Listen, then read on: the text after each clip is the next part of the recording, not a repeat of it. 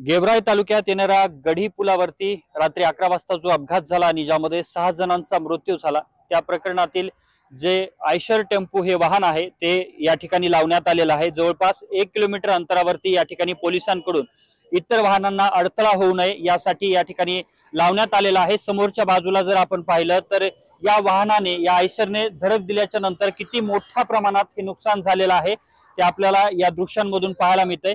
या आयशर टेम्पोची कशा प्रकारे ही परिस्थिती झालेली आहे हे यामधून आपल्याला स्पष्टपणे दिसतंय।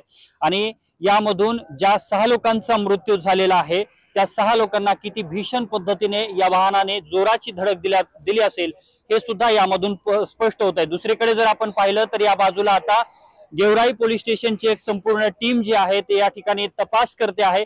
या प्रकरणामध्ये वाहन चालकावरती निष्काळजीपणाने वाहन चालवल्या प्रकरणी गुन्हा देखील दाखल करण्यात आलेला आहे आणि पोलिसांकडून या फरार असलेल्या ट्रक चालकाचा आयशर चालकाचा शोध देखील घेतला जातोय। या ठिकाणी सकाळपासून पोलिसांचं मोठं पथक जे आहे ते तैनात करण्यात आलेलं आहे।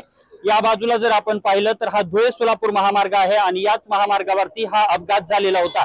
या क्रेनच्या साहाय्याने हा जो आयशर टेम्पो आहे तो या ठिकाणी आणण्यात आलेला आहे। दुसरीकडे जो रात्रीपासून हा ट्रक चालक फरार आहे त्या ट्रक चालकाचा या ठिकाणी गेवराई पोलिसांकडून शोध देखील घेतला जातोय। मात्र जी आयशर टेम्पोने या 6 जणांना धडक दिली ती किती भीषण असेल आणि किती मोठ्या प्रमाणात या धडकेमध्ये या लोकांना मार लागला असेल हे आपल्याला यामधून कळतंय आणि यामुळेच या धडकेमध्ये या 6 जणांचा देखील जागीच मृत्यू झालेला आहे। आता पोलिसांकडून तपास सुरू करण्यात आलेला आहे।